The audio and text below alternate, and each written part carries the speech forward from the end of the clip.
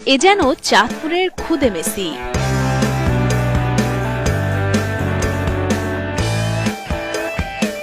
মাত্র ৫.৫ বছর বয়সেই মেসি নেইমারদের মতো অসাধারণ সব ড্রিবলিং আর স্কিল দিয়ে সবাইকে অবাক করেছে শিশু সোহান।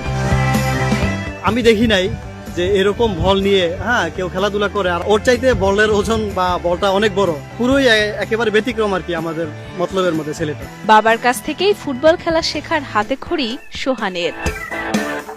তার বাবা একজন সাইকেল মেকানিক হলেও ফুটবলের প্রতি রয়েছে তার ভালোবাসা, তাই তিনি চান ছেলেকে সেরা ফুটবলার বানাতে।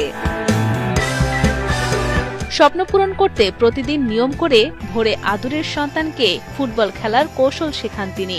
এই অল্প বয়সেই হেডিং, ড্রিবলিং, স্কিল, বল কন্ট্রোলিং এর মতো ফুটবল খেলার বিভিন্ন কৌশল একে একে রপ্ত করেছে শিশু সোহান।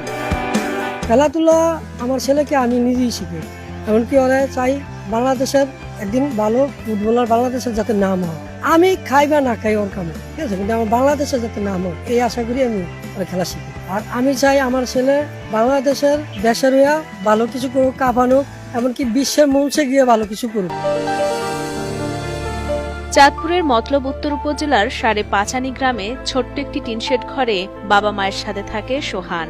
স্থানীয় একটি স্কুলে কেজি 1-এ পড়ে সে। তার বাবা সোহেল প্রধান অন্যের বাইসাইকেল ছেড়ে যা সামান্য আয় করেন তা দিয়ে কোনো রকমে সংসার চালালেও আর্থিক টানাপোড়েনে ছেলেকে একজোড়া ভালো বুটও কিনে দিতে পারেননি তিনি।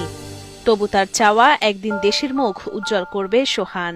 আমি আমার বাচ্চাকে অন্তত ক্যাশ বা সরঞ্জাম আমি দিতে পারি না, আমার ওই তৌফিক নাই। আমি ৫০০-৭০০ টাকা কামাই, এটা দিয়ে আমি সংসারই চালাবো না ক্যাশ জুতা কিনে দিব।